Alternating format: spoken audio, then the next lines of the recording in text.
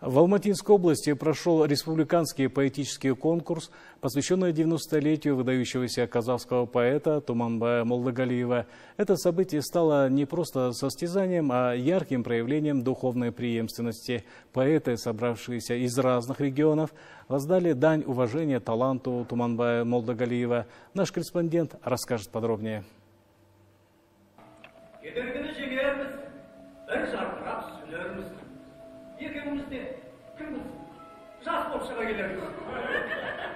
В поэтическом конкурсе приняли участие 12 поэтов из разных регионов страны. Каждый из них, которых уникален и имеет свой творческий почерк.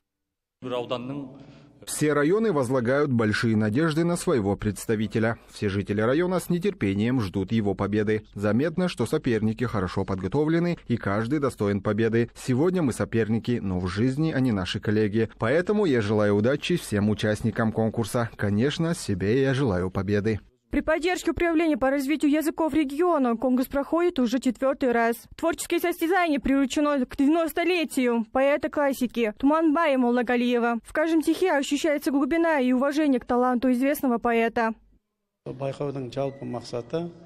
Основная цель конкурса – воспитание подрастающего поколения в духе патриотизма, любви к родине через поэзию Туманбая Молдагалиева. Мы желаем всем участникам удачи, ведь воспитание молодежи через казахскую поэзию, через казахские эпосы – это важнейшая часть наших национальных ценностей. Это великое достояние нашего народа. Общий призовой фонд конкурса составляет около 1 миллиона тенге. Это не только материальная поддержка, но и важный стимул для вдохновления молодых поэтов и укрепления веры в себя и свой талант. По итогам конкурса лучшему участнику вручена специальная награда.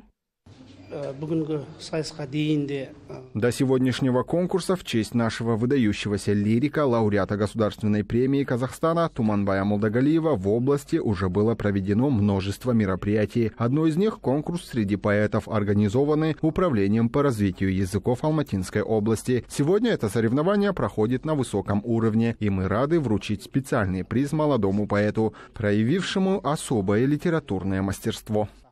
Во время конкурса участникам рассказали о творческом наследии поэта, что помогло молодежи глубже познакомиться с его произведениями. Аружан Бимухамбетова, Алуа Ирлан, Казак Кенже Жомар, телерадиокомпания «Жетсу», Алматинская область.